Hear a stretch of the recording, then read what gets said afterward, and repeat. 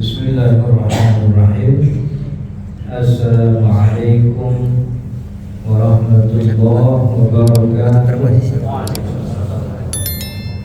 Alhamdulillahirabbil alamin. Nahmaduhu wa nasta'inuhu wa nastaghfiruh. Allahumma shalli wa sallim wa barik ala sayyidina Muhammadin, amma ba'du. Para jemaah Bapak Ibu yang dirahmati Allah, alhamdulillah siang hari ini kita diberi nikmat oleh Allah sehingga bisa berkumpul, bisa bersilaturahmi, sekaligus juga bisa menunaikan salah satu kewajiban kita, yaitu salat zuhur berjamaah, kemudian dilanjut dengan ta'lim. Mudah-mudahan kita berharap kepada Allah apa yang kita pelajari jadi ilmu yang bermanfaat, sekaligus jadi tambahan amal ibadah kita di akhirat. Amin ya rabbal alamin. Para jemaah Bapak Ibu yang dirahmati Allah, kita siang hari ini mau belajar tentang apakah menyentuh istri itu membatalkan wudu. Nah, ini kan sering jadi perdebatan di tengah masyarakat kita. Jadi ada yang bilang batal, tapi juga dipertanyakan kenapa menyentuh istri batal, padahal istri kita sendiri, kan begitu. Padahal istri kita sendiri. Lalu dalam beberapa riwayat kita pernah mendengar dulu Nabi Muhammad SAW pernah mencium istri-istrinya sebelum beliau berangkat untuk sholat. Walam yatawadda, dan beliau kemudian tidak wudu lagi. Lalu bagaimana nih kita mencocokkan banyak dalil, tapi di dalam Al-Quran Allah menyebut aula masturun nisa, ketika kalian menyentuh perempuan. Kan istri juga perempuan, jadi bagaimana nih caranya untuk mencocokkan beberapa dalil sehingga ketemu tentang hukum menyentuh atau bersentuhan dengan istri, apakah membatalkan wudu. Para jemaah yang dirahmati Allah, sebenarnya yang batalin wudu itu selain yang tadi yang akan kita bahas menyentuh istri, ada hal lain yang membatalkan wudu. Dan ini menjadi perurusan atas banyaknya kalau di kita itu ada semacam simpang siur. Katanya kalau makan batalin wudu, kalau minum batalin wudu, kalau apalagi itu. Padahal yang batalin wudu itu hanya beberapa hal saja. Totalnya hanya ada 5. Selain tadi tentang menyentuh istri yang akan kita bahas belakangan. Tapi selain itu, yang namanya membatalkan wudu itu yang pertama, keluar sesuatu dari lubang kemaluan. Jadi kemaluan depan atau kemaluan belakang, kalau ada sesuatu yang keluar dari kemaluan depan atau kemaluan belakang, itu wudunya batal. Baik yang keluar itu yang memang biasa keluar. Yang biasa keluar tuh kayak kalau dari depan kan air kencing, kalau dari belakang kan pup begitu ya. Atau yang kagak biasa begitu, nggak biasa keluar dari bawah kemaluan. Ya kayak orang ketelak bunduk malamnya begitu, pas paginya keluar bunduknya. Itu kan nggak biasa tuh. Jadi baik yang keluar itu sesuatu yang memang biasa keluar dari situ atau tidak biasa, baik yang keluarnya itu dalam bentuk cairan atau dalam bentuk yang agak lembek atau bentuknya padat misalnya begitu, pokoknya apa aja yang keluar dari kemaluan itu batalin wudu, termasuk apakah dia najis atau tidak najis. Apa dia najis itu kotoran atau tidak najis? Ada gak yang kagak najis keluar dari kemaluan? Ada, air mani. Air mani kan gak najis. Jadi kalau dia keluar, orang lagi punya wudu, keluar itu sesuatu wudunya batal. Begitu. Jadi dalam mazhab Syafi'i yang batalin wudu itu dari tempat keluarnya, bukan dilihat apa yang keluar. Maka kalau ada najis keluar dari badan kita tapi bukan dari lubang kemaluan, wudunya tidak batal.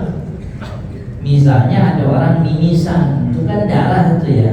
Mimisan kan darah yang keluarkan ya, bukan coklat kan ya. Itu darah najis itu. Tapi keluarnya bukan melalui lubang kotoran. Ini itu, wudunya nggak batal. Tapi sholatnya batal apa enggak? Sholatnya batal sebab itu najis, tinggal dilap aja gitu. Atau apalagi nanah keluar dari bisul misalnya, kan ya. Kan ada orang yang lagi sholat di masjid, bisulnya ketampar bocah misalnya. Kan ada tuh orang yang bisul tuh dipiara sama dia sampai menir, dipiara sampai dia. Soalnya kalau udah menir tuh najisnya tuh kayak ada kepuasan tersendiri kan. Udah menir, udah waktunya dices, bocah main di masjid lagi sholat dia tepak aja. Itu darah keluar udah. Batal gak wudunya? Wudunya mah gak batal. Sebab itu darah tidak keluar melalui lubang kemaluan. Tapi sholatnya batal. Kenapa sholatnya batal? Ada najis di badannya. Jadi najisnya tinggal dilap, beres itu najisnya hilang, sholat lagi, gak perlu wudu lagi. Sebab yang batal bukan wudunya. Jadi keluarnya benda najis dari tubuh, darah. Pokoknya benda najis itu darah, nanah, apalagi itu keluar dari tubuh kita bukan melalui lubang kotoran, itu nggak batalin wudu. Begitu.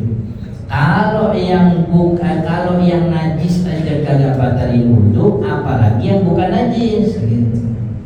Yang bukan najis itu contohnya air liur. Gitu.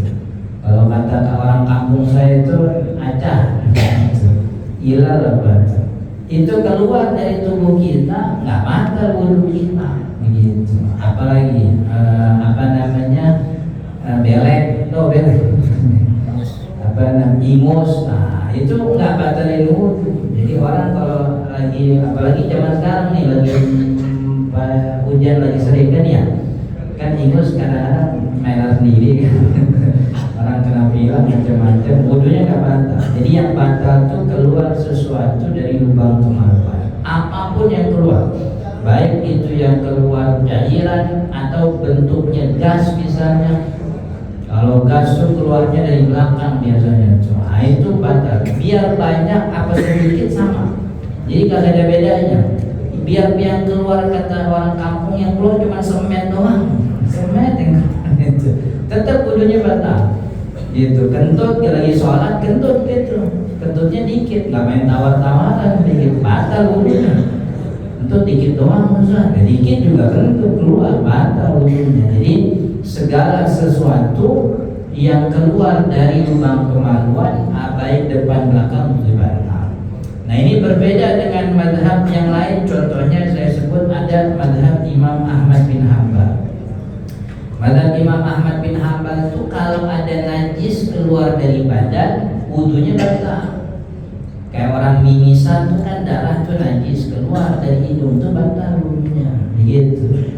Apalagi pokoknya yang kayak najis-najis keluar dari tubuh walaupun bukan dari lubang kemaluan. Sebab kalau Imam Ahmad tuh ngelihat apa yang keluar, bukan dari mana dia keluar. Pokoknya kalau yang keluar dari tubuhnya najis, wudunya batal. Gitu. Kalau Syafi'i enggak. Jadi apa aja yang keluar kalau bukan dari lubang kemaluan, wudunya nggak batal. Begitu. Itu yang pertama tuh. Jadi sesuatu yang keluar dari kemaluan depan atau kemaluan belakang. Nah yang kedua tidur. Tidur itu membatalkan wudu. Tapi tidur yang batalin wudu itu tidur yang apa kata ulama pantatnya terbuka. Maka tidur yang tidurnya dalam keadaan duduk, pantatnya nempel tanah tuh tertutup tuh nggak batal wudu, gitu. Jadi ulama bedain antara tidur yang pantatnya tertutup nempel tanah dengan orang yang tidur tapi pantatnya terbuka, begitu. Kenapa dibedain? Sebab wudu sebenarnya, wudu tidur itu sebenarnya bukan pembatal wudu. Yang batalin wudu itu adalah keluar sesuatu dari dubur, gitu. Tidur itu adalah kondisi yang sangat berpotensi keluarnya sesuatu dari dubur. Bahkan Nabi Muhammad bilang, al-ainani wika usah, mata ini, kedua mata ini penutupnya dubur. Fa'idana matil ainan, kalau mata ini tidur tertutup, intolakol wika, maka pantat kagak dijagain, gitu. Jadi mata terbuka, pantat tertutup, matanya tutup, pantatnya buka tuh, gitu. Maka sangat besar mungkin, dan itu sesuatu yang niscaya. Orang kalau tidur tuh pasti kentut. Makanya kamar kalau ditinggal orang sejam 2 jam tidur tuh ada bau, memang kentut gitu. Nah, tapi ada kondisi di mana orang tidur pantatnya tuh nggak kentut, yaitu dengan kondisi kalau dia tidur pantatnya tertutup, tidurnya duduk, kalau bahasa kitabnya. Naumul mutamakkilu maq'adahu 'alal ardi, kan itu. Orang yang tidurnya itu nempelin pantatnya di atas tanah. Sebab dengan kondisi seperti itu peluang pantat dubur untuk kentut itu susah, gitu. Buktinya kalau kita jalannya di naik motor naik mobil gitu, berhenti di lampu merah. Itu kalau di lampu merah kita lihat kiri kanan, kadang yang naik motor tuh ada yang pantatnya ngangkat begitu.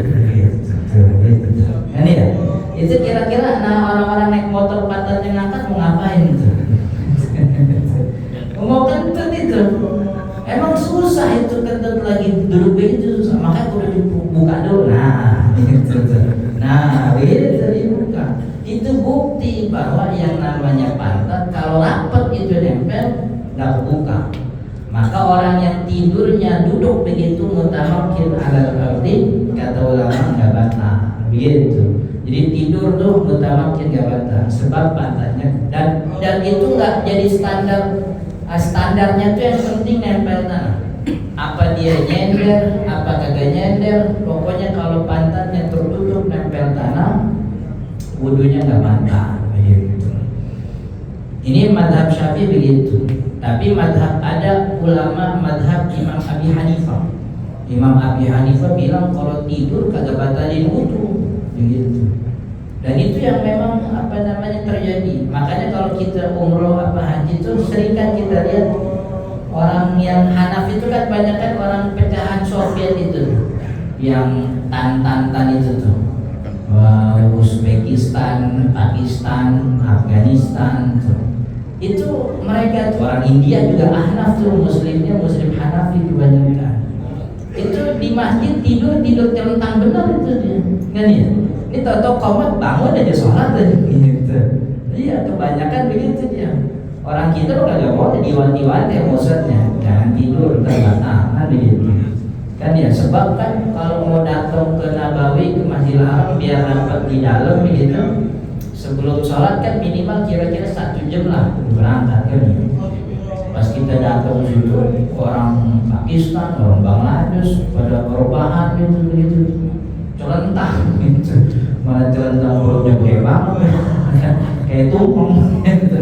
Itu beres komat, Allahu Akbar, langsung bangun dia kagak mau lagi. Sebab memang Ahnaf begitu.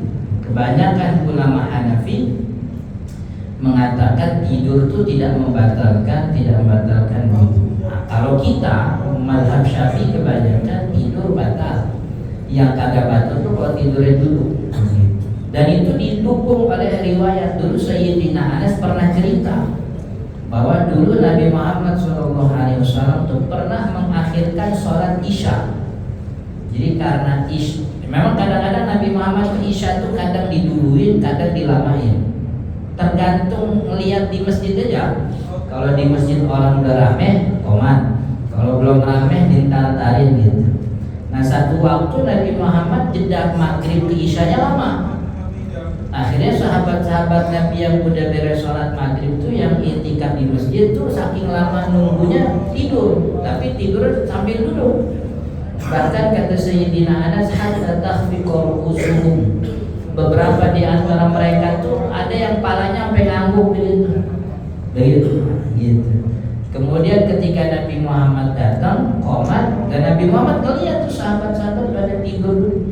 Ketika qomat, Nabi Muhammad sahabat bangun, nggak ada satupun yang disuruh oleh Nabi Muhammad untuk wudu lagi. Nah, ini kan artinya mendukung. Nabi Muhammad bilang mata itu penutup dubur. Kalau mata ketutup, dubur kebuka. Tapi sahabat-sahabat yang tidur yang duduk nggak disuruh wudu. Oh, berarti benar. Yang namanya tidur dalam keadaan duduk itu tidur yang membuat pantatnya tertutup. Jadi itu kondisi potensial. Kalau bahasa kitabnya madinatun lil butlan, kondisi yang sangat berpotensi orang batal yaitu tidur. Karena kalau tidur pasti pantatnya mengeluarkan sesuatu.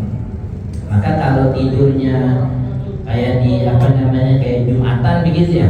Kayak Jumatan kan kadang ada orang yang saya nggak tahu tuh dia emang saking khusyuk dengerin khutbah memang apa. Gitu. Atau bangun gitu. Yang enak ditegur tuh, lagi kita khutbah ditegur, komat langsung bangun. Jadi itu tidak batal wudunya. Kalau memang benar tidurnya duduk gitu. Tapi kalau emang tidur duduk, kepalanya udah ngangguk sampai bawah sujud begitu akhirnya batal itu, pantatnya udah ngangkat.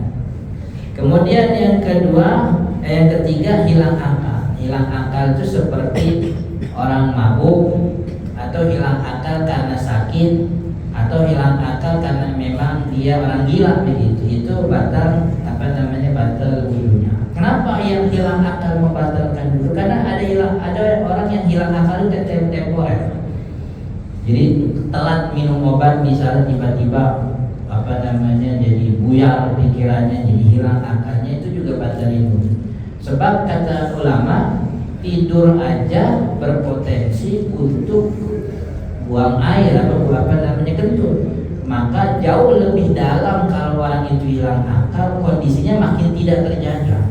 Orang tidur aja yang masih sadar, tidur kan masih sadar, artinya orang tak ada hilang akal. Tidur aja pantat nggak terjaga, apalagi kalau hilang akal, berarti itu lebih dalam daripada tidur. Dan memang faktanya demikian.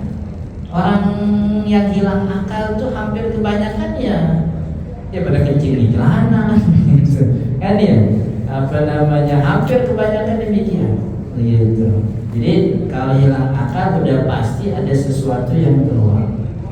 Cuman bagusnya orang kita tuh kalau ngeliat orang gila itu zaman dulu kalau ngeliat orang gila tuh dimandiin sama dia, dikasih makan, kadang dikasih ongkos gitu. Dulu kita punya orang tua tuh, kakek kita tuh ke pekerjaannya tukang ngamon kambing. Dulu di Jakarta sawah masih banyak ngamon kambing. Nemu orang gila dimandiin, dikasih makan, besoknya diajak ngamon kambing.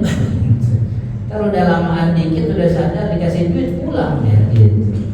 Kalau sekarang nggak ada gitu. Orang takut sama orang gila, takutnya intel atau siapa gitu. Takutnya aja gitu. Jadi itu orang gila wudunya, artinya kan ada orang yang gilanya temporer, hilang akal, wudunya batal begitu. Kemudian selanjutnya adalah menyentuh kemaluan. Nah, yang dikatakan menyentuh kemaluan itu menyentuh dengan telapak tangan bagian dalam tanpa penghalang, dan kemaluannya kemaluan depan belakang, baik kemaluan depan atau kemaluan belakang, baik kemaluan dirinya atau kemaluan orang lain sesama manusia. Kalau kemaluan hewan enggak gitu. Beres rapi-rapi mau ke masjid, wayang maghrib udah azan.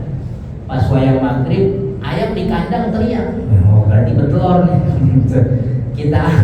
kita ambil telurnya, kepegang itu duburnya, enggak batal. Sebab yang batal tuh megang kemaluan manusia.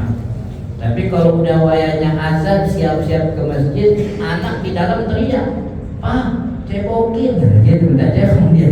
Kita cebokin anak kita, batal wudu kita.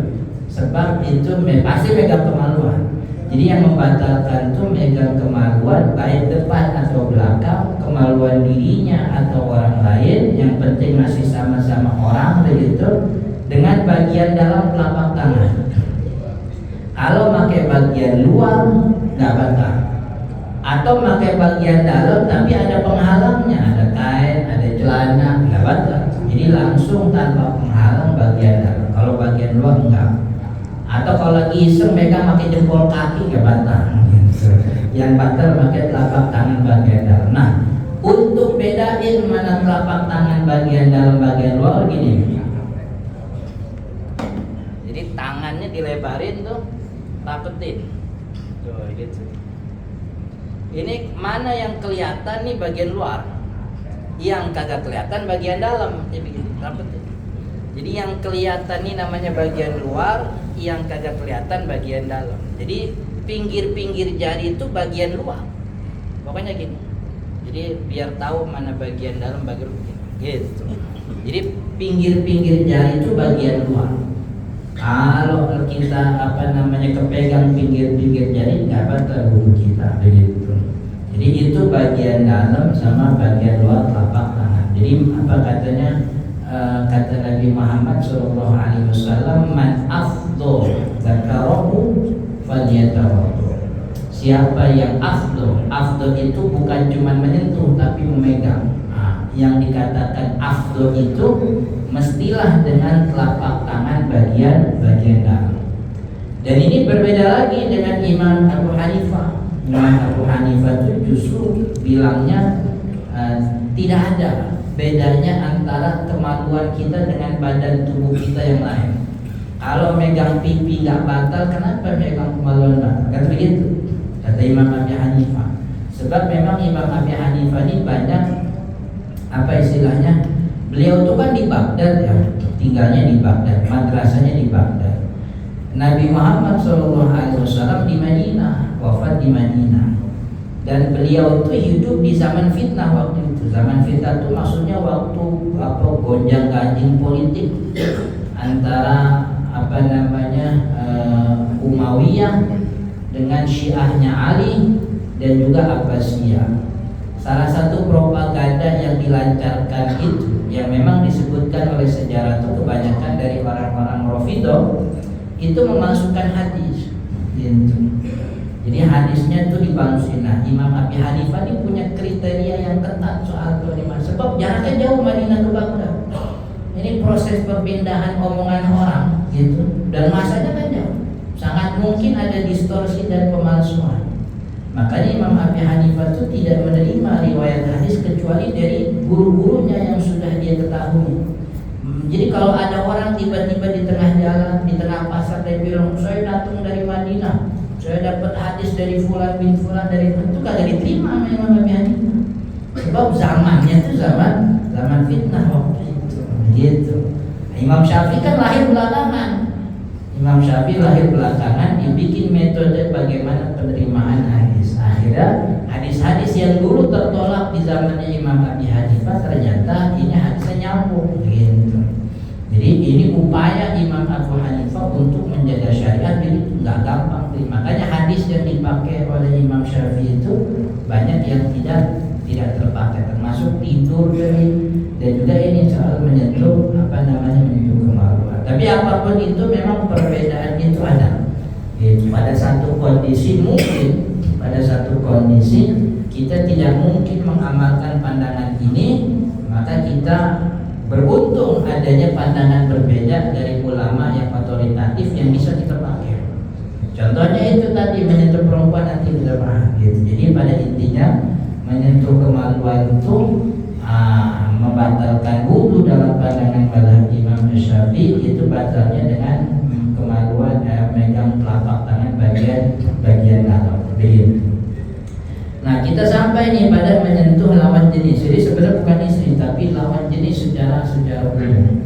Dalam mazhab Imam Syafi'i menyentuh istri lawan jenis batal. Ayatnya surat An-Nisa ayat 43, aula mastumun nisa falam tajidu ma'an fatayammamu sa'idan thayyiban. Dan kalau kalian menyentuh perempuan itu juga termasuk batal wudu. Falam tajidu ma'an, dan kamu tidak menemukan air, maka tayammum. intinya Imam Asy-Syafi'i bersandar pada ayat ini, kalimatnya lamastumun nisa, ketika kamu menyentuh wanita. Nah, cuman memang menyentuh wanita itu dalam mazhab Imam Abi Hanifah, ayat ini diartikan sebagai berjima, berhubungan badan. Makanya selama tidak terjadi hubungan badan, kalau timbang megang nyentuh itu tidak batalin wudu. Kalau Imam Abi Hanifah, sebab kalimat lamas itu artinya bukan menyentuh tapi berhubungan badan. Imam Ahmad bin Hanbal, mazhab Hambali, justru mengartikannya menyentuh tapi menyentuhnya dengan syahwat. Mirip-mirip kayak Imam Abi Hanifah, menyentuhnya dengan syahwat. Nah, Imam Asy-Syafi'i yang mengartikan lamas itu artinya menyentuh secara makna hakiki, menyentuh, jadi tanpa ada ikatan apakah dengan syahwat, apakah pokoknya lamas. Sebab Al-Quran itu semua teksnya itu punya makna berdiri sendiri-sendiri. Maksudnya begini, kalau Allah mau yang dimaksud adalah bermenggauli, menyentuh dengan syahwat, Allah sudah pakai kalimat mas saya mas, bukanlah mas.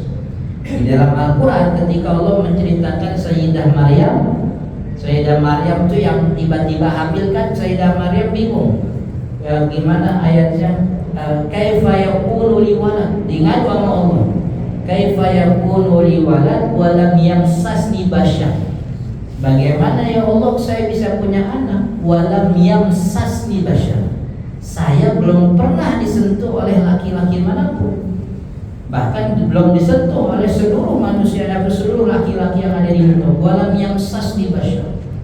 Kalimat Allah untuk Sayyidah Maryam itu menyentuh kan tentu artinya bukan menyentuh, maksudnya kan menyentuh dengan syahwat, menggauli. Itu kalimatnya bukan lamas sayulamis, tapi mas saya mas gitu.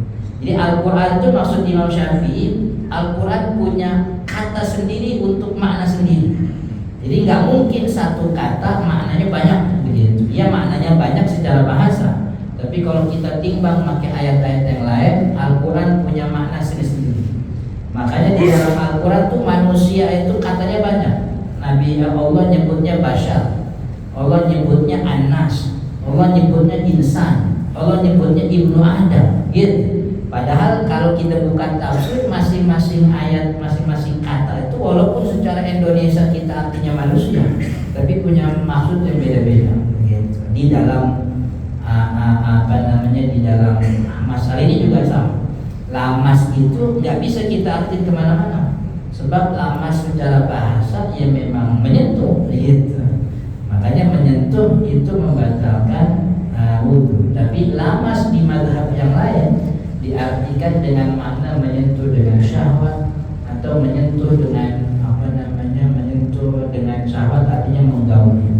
Jadi memang ada perbedaan pandangan. Tapi dalam mazhab Imam Asy-Syafi'i menyentuh itu nggak langsung batal. Jadi menyentuh itu batal tuh kalau ada syarat. Pertama, pastikan yang bersentuhan lawan jenis. Artinya kalau tidak diketahui secara pasti yang tadi nyenggol tuh laki atau perempuan gitu. Kita lagi jalan di pinggir jalan, udah wudu nih, mau sholat ke masjid, mau ke musola, tiba-tiba keserempet orang. Ketemu tuh kulit sama kulit kita ketemu. Cuma habis itu orang lari. Dilihat dari jauh, rambutnya sih panjang, kayaknya cewek. Larinya kenceng banget. Laki kali. Nah itu sesuatu yang meragukan. Atau bersentuhannya di tengah bazar. Kita lagi di tengah bazar, udah wudu. Kan kadang-kadang bazar kan gitu. Tempat wudu WC di mana, masjidnya di mana kan gitu. Itu orang bahasa anak muda sekarang tuh kalau rapi gitu tuh ya pokoknya beruyung kan begitu tuh. Itu kepegang kita ini megang terus laki atau perempuan. Nah itu nggak bisa dipastikan. Jadi wudu kita tuh pasti sebab kita yakin tadi kita wudu, maka keyakinan ini tidak bisa batal dengan sesuatu yang kayaknya ragu-ragu tuh nggak bisa. Sama ketika kita nyampe satu tempat, kita udah wudu dari rumah nyampe kayaknya kentut, nah itu kayaknya tuh kagak bikin batal. Jadi kayaknya tuh kagak kalau kata orang kampung kagak usah diheroin. Itu kayaknya tuh yang bikin kita capek ibadah. Itu emang jalannya setan supaya berhenti ibadah kita begitu. kayaknya palaku belum kena tadi, akhirnya wudhu lagi gitu. Beres basahin pala, kayaknya muka kelewatan tadi, akhirnya begitu lagi, nggak beres-beres, itu was-was itu. Makanya kayaknya tuh nggak. Jadi jangan gitu, itu nggak dipakai, begitu, nggak dipakai dalam syariat. Jadi itu tidak bisa jadi dalil. Pokoknya pastiin yang nyenggol tadi laki atau perempuan, laki, berarti nggak batal. Yang nyenggol tadi laki atau perempuan, tahu ya, kayak laki kayak perempuan. Gitu. Sebab yang namanya rambut panjang kan laki-laki udah banyak yang gondrong, gitu. Tapi lari kencang perempuan juga ada yang larinya kencang. Orang juara maraton Asian Games kemarin yang nomor putri perempuan semua, kan begitu. Iya kan nomor putri perempuan semua. Jadi ini masih ragu nih, laki atau perempuan. Pokoknya yang ragu-ragu tidak digubris. Kemudian bersentuhannya pada bagian tubuh yang ada dagingnya, kulit. Jadi kalau kuku, gigi, rambut, nggak batal. Kita lagi jalan ketampar rambut perempuan, rambut perempuan lagi naik motor ketampar kita, nggak batal. Gitu. Sebab yang batal itu kalau bersentuhannya pada bagian kulit yang ada dagingnya, gigi, kuku nggak batal. Jadi kalau mau ke mushola, mau pamitan sama istri begitu, pamitannya jangan cipika-cipiki, wudunya batal saya. Jadi main adu-aduan kuku aja. Ya paling kan tetangganya terbilang, tetanggaku udah lama begitu tuh. Kan ya. Jadi itu dalam mazhab Syafi'i begitu. Atau kalau kita nih biasanya, kalau ada kan biasa kita apalagi orang Jakarta tuh kan Sabtu Minggu ke puncak gitu. Itu kan ke puncak tuh ipar yang bukan mahram kan juga nyampur itu. Apalagi ponakan-ponakan yang tanggung tuh. Anak kecil bukan, tapi udah pada balik begitu, udah gede, anak SMP, SMA kan ya. Ponakan kita bukan, tuh ponakan bini kita, bukan ponakan kita. Ada sepupu yang bukan mahram tuh, ada ipar bukan mahram tuh kan ya. Besok kalau lagi ini villa, wudunya di mana, sholatnya di mana. Anak-anak tuh ponakan-ponakan pada tidur, kayak korban bencana alam kan tidur. Itu kita ngelongkah-longkahin tuh. Kalau keinjek rambutnya, wudhu kita gak batal. Sebab rambut bukan bagian yang ada daging. Tapi kalau keinjek mukanya, berantem udah, kagak jadi sholat tuh. Kan ya, jadi pada bagian yang ada dagingnya. Kemudian bersentuhan tanpa penghalang. Kalau ada penghalangnya nggak batal. Artinya pakai sarung tangan atau pakai apapun, walaupun tipis begitu ya, walaupun tisu juga nggak membatalkan. Jadi yang penting ada penghalangnya. Biasanya dulu saya orang tua perempuan tuh kalau habis maghrib kan bikin pengajian. Yang datang tuh anak-anak SD-nya banyak, tapi anak-anak SMP itu yang udah pada balik. Itu kalau datang cium tangan, umi saya tuh pakai tangannya dalam mukena. Jadi biar wudunya kagak batal, anak-anak tetap bisa saling, tapi tangannya di dalam mukena. Sebab kalau mau nggak bolehin salim, jadi omongan CRT itu. Ya, itu ustazah itu akhirnya apa sih? Tangan anak gua kagak mau dicium tangan, begitu itu tanpa penghalang. Yang keempat, bersentuhan pada wanita yang lawan jenis yang sudah balik. Jadi kalau anak kecil nggak batal. Kita mau ke masjid, mau ke mushola, udah wudu. Biasanya kalau sore, ya tetangga itu lagi pada ngomong anaknya kan ya. Kita pegang tuh pipi anaknya tuh, kita lucu-lucu gitu, nggak batal wudu kita. Tapi kalau kita pegang pipi emaknya, wah itu berantem. Itu kadang jadi salah, berantem sama tetangga gitu. Jadi kalau anak kecil wudunya nggak batal. Nah kemudian mahram. Jadi ini 5 kudu terpenuhi untuk batal. Jadi kalau nggak 5 ya nggak batal. Jadi lawan jenis yang pasti pada bagian kulit tanpa penghalang. Kemudian orang yang sudah dari balik dan dia bukan mahram. Tapi kalau mahram, ibu kita, adik kita, mertua kita, nggak batal. Yang jadi masalah, istri itu bukan mahram memang, gitu. Jadi seluruh ulama sepakat istri itu memang bukan Semuanya sepakat itu. Sebab kemahroman tidak terjadi kepada istri. Jadi akad yang kita lakukan itu dengan walinya waktu nikah itu bukan akad yang membuat istri jadi mahram. Kalau jadi mahram kan boleh kawinin kan?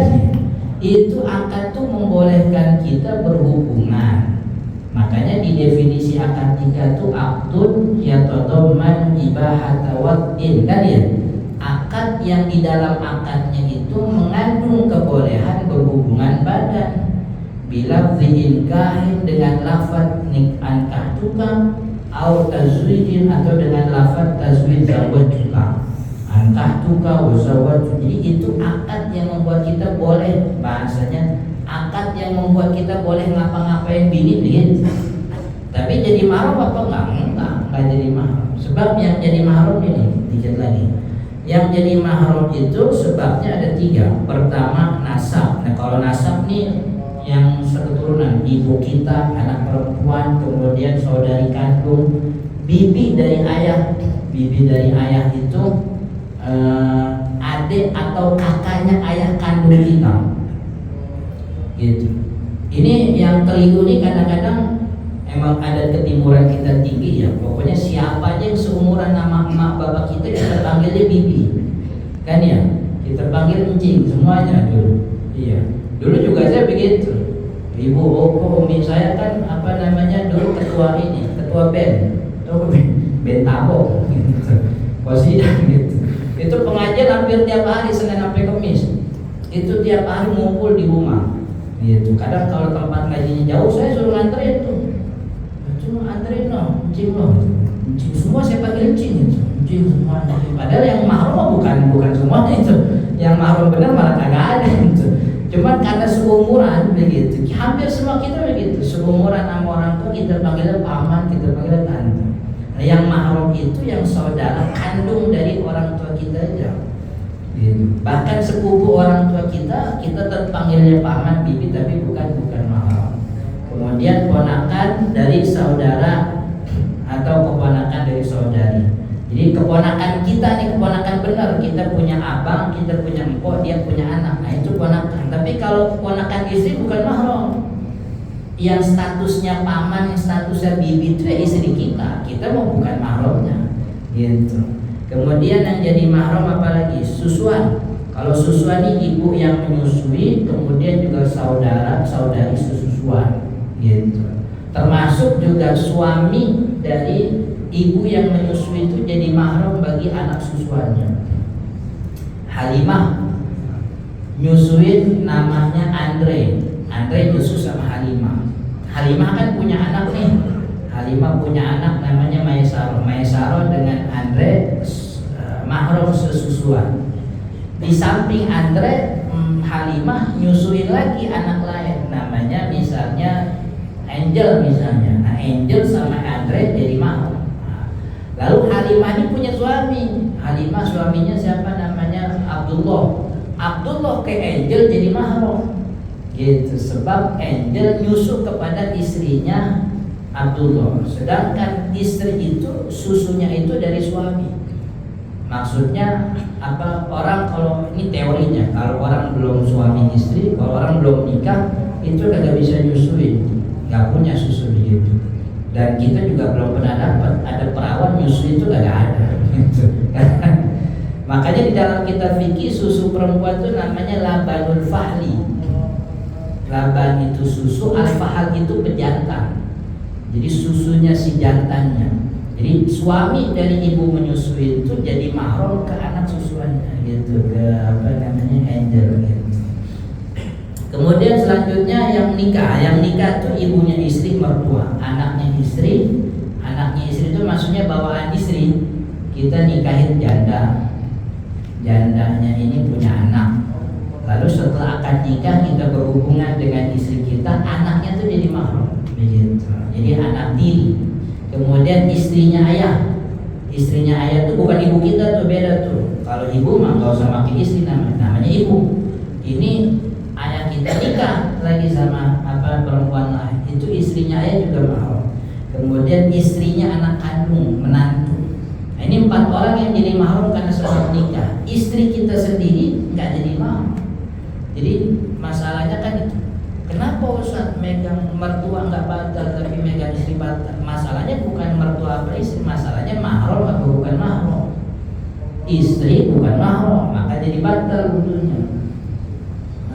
Mertua mahrum, jadi habis wudu kita cium tangan, bahkan kita cipika-cipiki sama mertua, nggak batal wudu kita sebab itu mahrum. Begitu.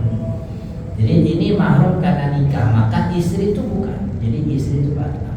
Dan ini memang mazhabnya Syafi'i, dan ini yang dipakai oleh kebanyakan guru-guru kita dari dulu. Yang kalau habis wudu sama istri kayak musuh-musuhan gitu. Soalnya emang wudu malas wudu. Jadi ini soal apakah menyentuh istri batal atau tidak. Batal sebab memang istri adalah lawan jenis yang bukan mahram. Sedangkan mazhabnya Imam Abi Hanifah, Imam Ahmad bin Hanbal itu bilang nggak batal sebab kita sepakat istri bukan mahram, tapi yang kita jadi standar tuh bukan menyentuhnya, tapi menyentuh dengan syahwat. Selama tidak ada syahwat nggak batal. Nah, adanya perbedaan pandangan ini jadi rahmat. Kita kalau lagi ke tawaf di Ka'bah itu untung ada ulama yang berbeda. Maka satu kondisi kita nggak mungkin pakai Syafi'i itu. Kalau kita pakai Syafi'i belum satu putaran udah batal. Mana tempat wudu jauh lagi. Tempat di Masjidil Haram kan gak ada tempat wudu keluar semua. Kita keluar tempat wudu nih, udah makan waktu. Balik lagi kita belum tentu ketemu jalannya. Kalau udah balik pasti ketinggalan rombongan, repot.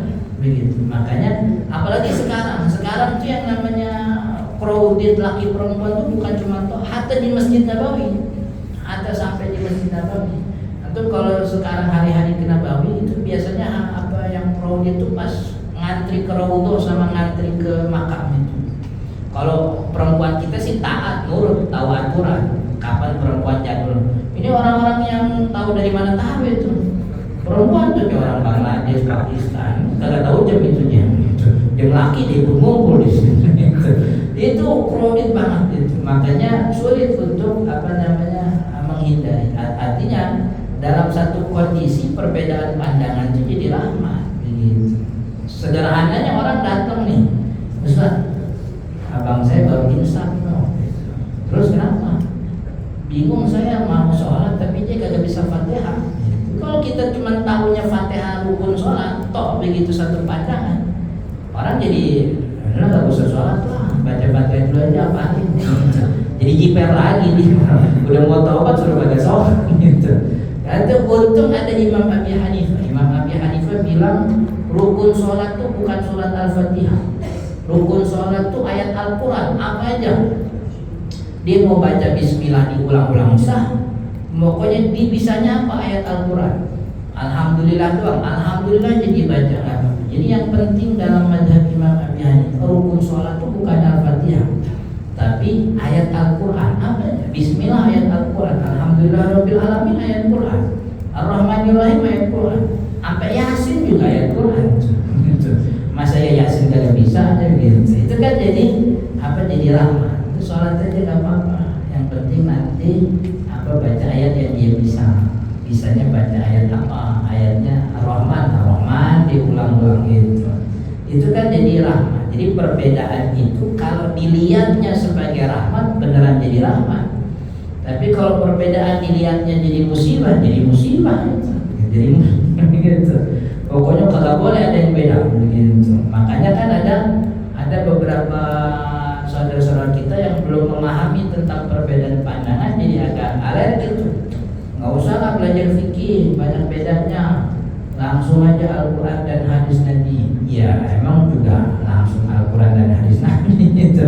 Cuman ulama fikih juga nggak ujuk-ujuk bikin batu, emang dari Al-Quran dan hadis. Jadi kalau yang namanya perbedaan itu dinilainya sebagai musibah, jadi musibah. Banyak nih kita bedanya. Orang saya sama Ustaz Jufri aja beda gitu. Dia orang mana kan beda juga. Emang kagak mungkin kagak beda gitu beda. Maka kalau melihatnya jadi rahmat. Jadi bukan cuma di masalah fikih, ulama tafsir juga beda, ulama akidah juga beda. Jadi menghindari perbedaan itu lah. Jadi tempatkan perbedaan pada proporsinya begitu. Maka itu kata ulama, amalkan ibadah sesuai dengan bagaimana kita belajar dari guru siapa. Tapi ketika itu tidak mungkin, cari kemungkinan adanya pandangan ulama yang bisa jadi solusi, kan begitu. Jadi bisa jadi solusi. Jadi mudah-mudahan bermanfaat. Insya Allah kita lanjut di pertemuan akan datang. Subhanakallahumma wa bihamdika asyhadu an la ilaha illa anta